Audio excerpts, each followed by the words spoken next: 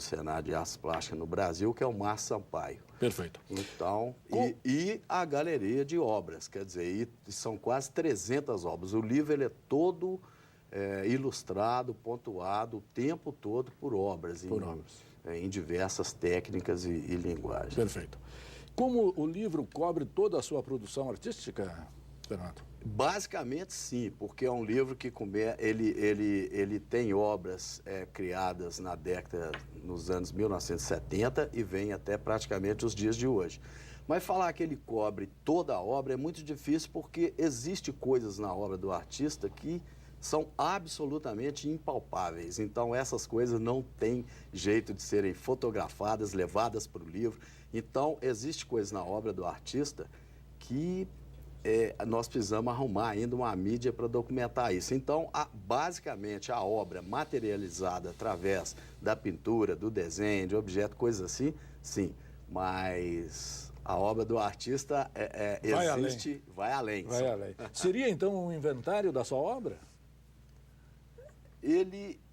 Ou das obras principais? Isso. Ele digamos assim que 70 a 80% da minha obra está neste livro. Perfeito. Que critérios o senhor usou exatamente para disponibilizar ou dispor as suas pinturas ao longo do livro? Bom, esse critério é o seguinte: nós pegamos basicamente uma cronologia da criação das obras. Então, nos anos 1970, eu tinha uma pintura que chamava Quarto de Brinquedos. Então, existe esse Quarto de Brinquedos, depois progride, entrando para a década de 80, tem a série O Pianista, depois vem outras pinturas de outras séries, gráfico, tem a série Gráficos, a série Animais Domésticos, que é uma coisa muito interessante, é um misto de pintura e desenho, um trabalho intimista, que é meio pintura, meio desenho e tal. Então, nós nos norteamos assim, cronologicamente e também pela questão estética. Então, harmonizar dentro do livro, esteticamente falando, as imagens das obras. Perfeito. Nós vamos nos referir depois a cada fase, ao longo na segunda parte da entrevista, né? Como o senhor iniciou sua carreira como artista plástico?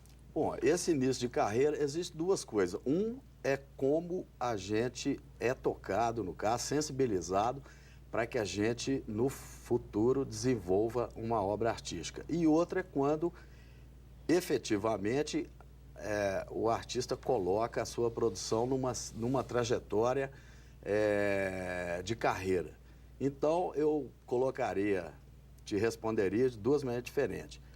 Eu, menino, alguma coisa do mundo dos adultos e do mundo de modo geral, me tocou de alguma maneira que me sensibilizou para o resto da vida. Então, eu já criança tinha, por exemplo, colecionava maço de cigarro. Naquela época, o maço de cigarro vazio, obviamente, que eu achava e tal, pelos lugares, as embalagens eram figurativas, tinham a questão do rótulo. Então, assim, eu já tinha aquela tendência em colecionar aquilo pela imagem, pela cor, pela imagem, etc.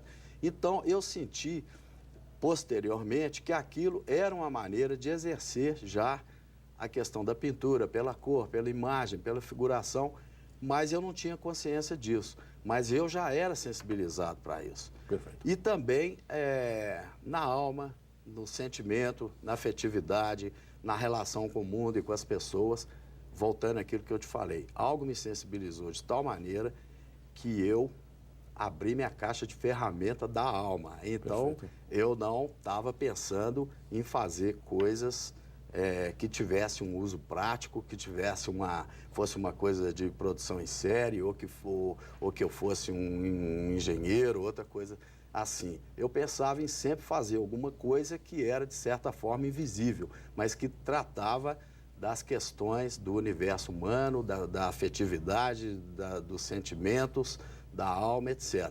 Então, isso foi a minha primeira impressão sobre o que eu poderia ser, na vida profissionalmente. Mas quando eu comecei a botar em prática, ou seja, produzir alguma coisa, materializar esse meu sentimento de arte através de um trabalho, eu considero que essa trajetória foi a partir da minha primeira produção, concretização disso através dos quadros e da minha primeira exposição, Perfeito. que foi em 1974. E a sua formação artística, como que se deu? Bom, a minha formação artística também foi de uma maneira muito informal, o que eles chamam de autodidata, por exemplo. Então, eu não fui para a escola de arte. A escola de arte eu acho muito saudável para a pessoa aprender técnicas e essa coisa toda, mas como eu estava te falando, essa coisa da afetividade, de ter sido sensibilizado de tal maneira que você tem um comportamento diferente diante das coisas, isso a gente adquire na vida. E, então, a minha formação, digamos assim, foi com as experiências de vida, as coisas que me sensibilizaram, e depois eu tive a sorte de, muito jovem, conhecer grandes mestres. Então, eu adolescente, antes, pré-adolescente, eu conheci o Domenico Lazzarini, que era um mestre italiano, que veio para o Brasil, deu aula de técnicas de pintura no Museu de Arte Moderna do Rio de Janeiro. E eu, nessa época, eu sou de 49, em 1961, eu estava com, digamos, 12 anos de idade, 1960, 1961, eu convivi muito de perto com o Lazzarini, que foi um grande pintor, e posteriormente eu convivi com outro grande mestre da pintura que chamava Vladimir Obreskovsky, russo, e que morava na praia de Saquarema, onde eu ia passar férias. Então, eu travei esse conhecimento com o Obreskovsky e frequentei o ateliê dele muito. Aprendi a fabricar tinta a óleo, preparar telas, a cozinha toda da pintura. E ele, como um grande mestre, companheiro de passete de pintura pelas praias e tal, eu, menino ainda, tive esse contato muito saudável que enriqueceu muito. E outra pessoa que foi fundamental nessa minha formação, que não é pintor, mas inclusive num outro livro que eu tenho que saiu em 2005, pela editora Com Arte também, ele escreve o prefácio, que é o Carlos Heitor Coni. Eu convivi com o Coni nos anos 1960, e eu era adolescente, mas passava as férias no Rio e tinha um contato muito grande com ele. E o Coni me ensinou muitas coisas ligadas ao bom humor, à inteligência, à questão, e outros intelectuais amigos dele que eu tive contato. Então, foi uma formação muito consistente para que eu desenvolvesse posteriormente a minha linguagem no campo das artes plásticas. Perfeito. Entre os pintores, quem foram seus grandes mestres, inspiradores? Bom, além desse que eu já citei, né, que eu tive contato pessoal, mas através dos livros, voltando à questão do livro, nós estamos falando do meu livro, através dos livros eu tive conhecimento da obra dos grandes mestres que todos conhecem, né? Então, quando você, naquela época, eu pegava um livro de Henri Matisse, sobre a pintura de Henri Matisse, ou Van Gogh, ou coisas assim, aquilo me enchia de coragem, digamos assim. Não que eu estivesse ali, aquele livro me passando diretamente o que eu tinha que fazer na minha própria tela, porque o desenvolvimento da minha própria linguagem foi pelo não saber.